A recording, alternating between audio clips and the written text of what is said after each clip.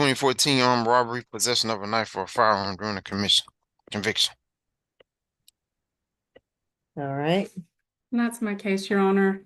Mhm. The defendant is on bond in 24 CR 001667D. That is a bond order that you signed, Your Honor, earlier this year for a assault against the same victim. Her name is Sky Kyria Jones. I believe she's on the Zoom, so you could sound for her when it is appropriate. The incident in front of you today is again a delayed arrest, June the 20th of 24.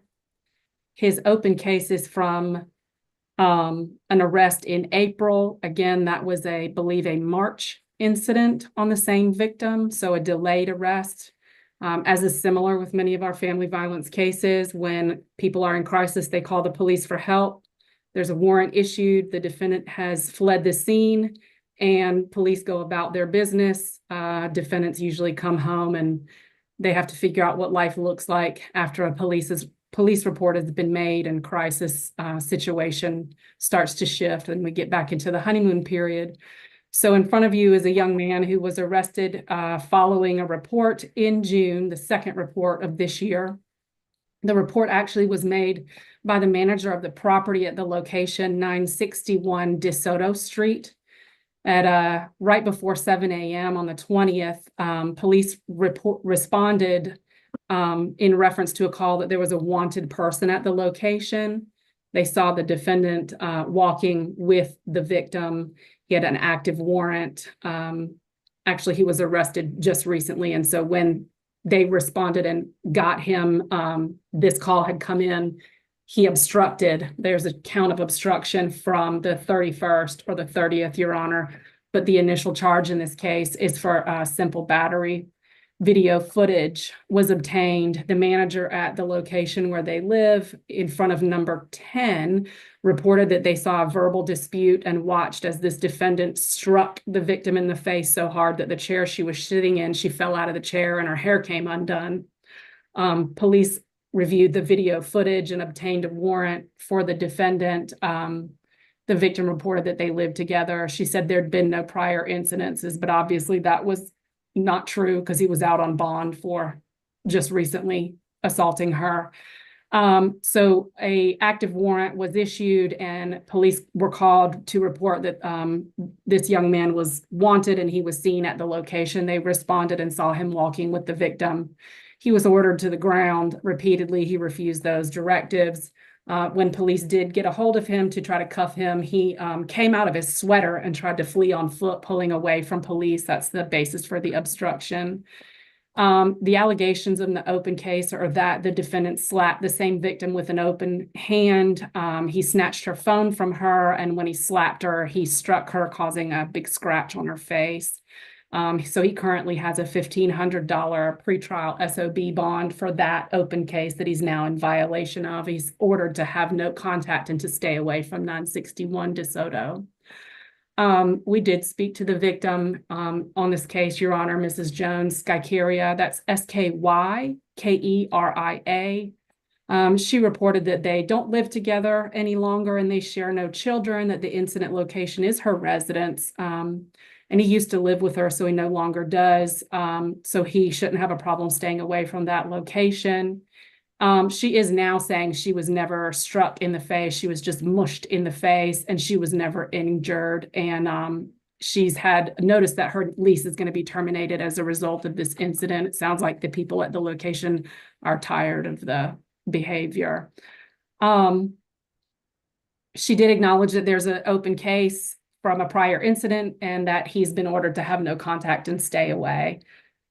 So we would be requesting no contact, Your Honor, absolutely stay away from the location. We'd be asking for a $4,000 surety bond since he's in violation of the bond issued by this court in April. No drugs, alcohol, or weapons. There's no reason for him to return to the location and have no contact with Mrs. Skykeria Jones. And again, if you would sound for her to give her an opportunity to be heard. Thank you. Thank you. Skykeria Jones, Miss Jones. No, I wouldn't like to talk, no, ma'am. Okay, thank you. All right, PD McLean, this is your case? Can't hear you. No, No, I said, Ms. Jones, you can mute yourself. PD McLean.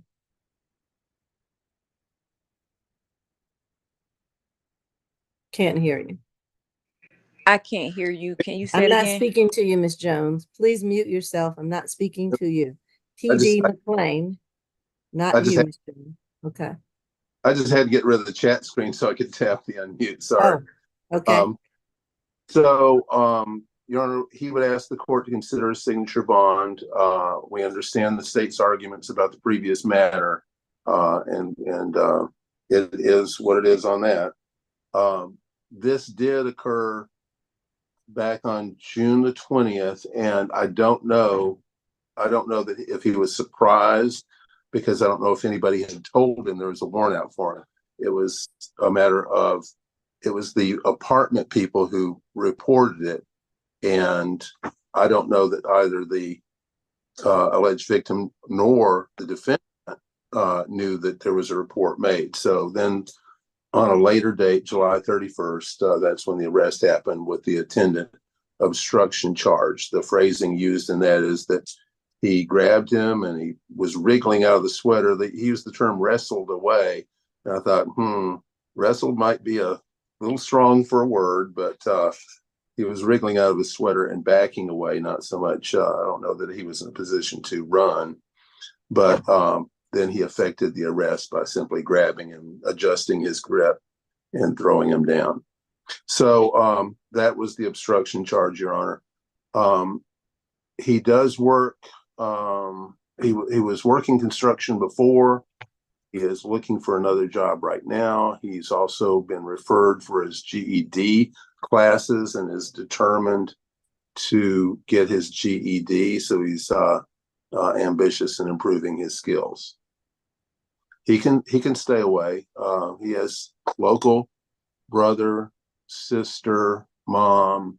There wouldn't be any problem with him being able to obey court orders about staying away. He has resources. You want me to believe that when he's already violated my previous order? So now he's going to stay away? Well, I wasn't in on the other hearing. I don't know what went wrong there, but I've talked to Sky Jones, but I'm not sure. I've got his sister's number here. I've spoken to a few people in the family, but I'm not sure which is which. It may have been Scott Jones. It may have Oh, been you mean Miss Jones, Sky Jones? Right. Well, usually when people violate my orders, the next one that comes up is a cash bond, generally. Understood. So, and then his history is terrible. He doesn't seem to get it. So I'm not for sure what it's going to take. Maybe staying down Fulton County Jail a little bit longer. He's got short history, but it's terrible history. He has issue with firearms too. So what I'm going to do is I'm going to make it a 4,000 cash bond. And I'm trying to protect Miss Jones if she wants to be protected from him. So it's a 4,000 cash bond, 2,000 on each. They're going to recall his other bond. No drugs, alcohol, weapons, or guns while on bond. So if you have any guns, Mr. Brooks, please turn them in to the Fulton County Sheriff immediately. Stay away from 961 DeSoto. No further contact with Miss Skyteria Jones, and I mean that, Skyteria. Can't be within 200 yards of her. You can't contact her in any manner, shape, form, or fashion by third parties. Nobody else can contact her for you on your behalf. No cell phones, no emails, no nothing. And 200 yards is 2 football fields. So if you ever get out on bond and you see her, then you need to go the other way. And guess I'll throw in there while you're working on it, get your GED. You probably need that. And no unprescribed drugs, alcohol, weapons while on bond.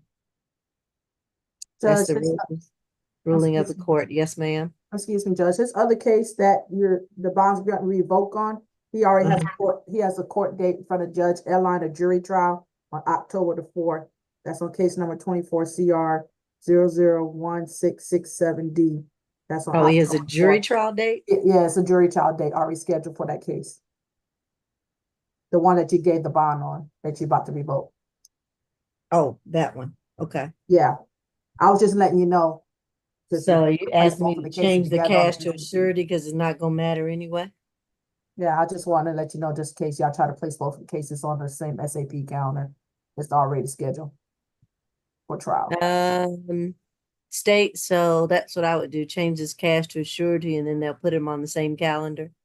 No, we would request that you keep the bond as you ordered, and if Judge Edline wants him to appear for trial on the case that he currently has and is in violation of his bond, she can, adjust what she wants to do. She'll be notified that he's in violation of his bond. Okay, I'll just leave it the way it is, but thank you for that info, Ms. Lewis. All right, thank you. He's already in violation, so the pretrial bond is over. Yeah, Yeah, so it'll be a good bond on. I think it's 1,500, so it'll be 15 good and what you say, 4 cash or something like that. All yeah, right, okay. okay. All right.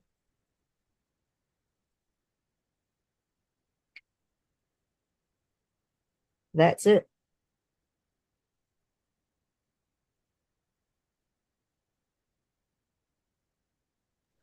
Number 14. This is 24 CR 00538828. Mikhail Watson charged with 1 count of criminal trespass. Pre-trial? Fourth arrest, 2023 FTA. He got a burglary. First degree, 23 CP 219821. 2022 simple battery conviction. Your Honor, that's my case. This is a criminal trespass. It's an incident from the 31st of July at 8 Cleveland Avenue Southeast. That's the 24/7 Food Mart, I believe. At 5:55 p.m., police were called to the location by an employee to report that a defendant who'd been previously criminally trespassed from the location was on the property.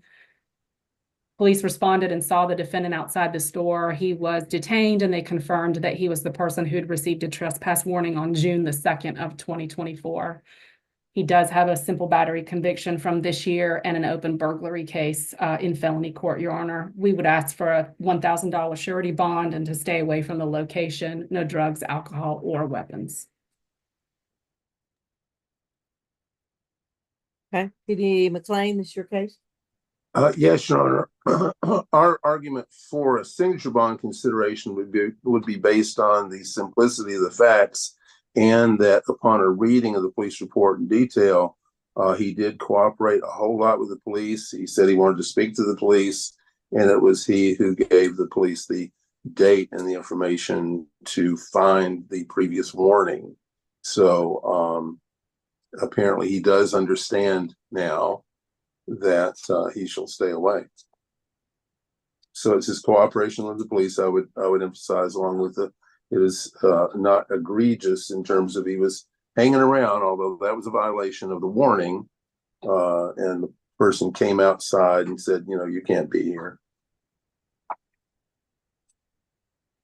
I would point out that he was born in Atlanta, so I would refer to him as a local person. Does he work? No job. He's homeless right now. He's not in a good situation. All right, I'm going to order the 1,000 surety bond. I'm going to order that he stay away from 8 Cleveland Avenue, that Food Mart, don't go back there. I'm going to order no unprescribed drugs, alcohol, or weapons while on bond. I'm going to see if you can do a BHUT to maybe help him with his resources or his challenges with housing. And the stay away, and I guess that's it.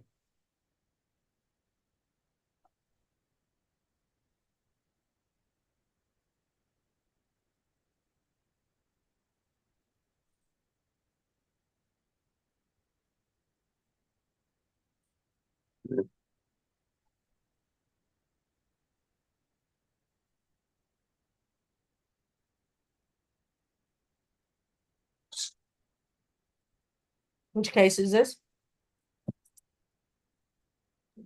Position number 15. And this is a breakout case, Your Honor, I believe, right, Mr. McLean? This Whittington, yes, it would Okay. be. Okay, this the other breakout. Okay. Yeah. Does he have any family on, I believe his dad or his brother. His brother's name is Stephen and his dad's name is Hobart. So if either I see Whittington, that Stephen Hobart on the, but let's do pretrial and then Stephen Hobart can go in the breakout with us. So y'all got one more, huh? Oh, wow, you want us to do this one last? No, this is fourth arrest. Last arrest was in June for escape and obstruction.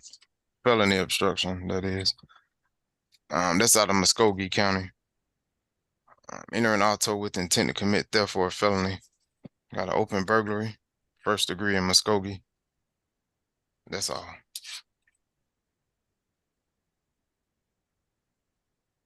All right, Ms. Lewis. And can I be put in there too?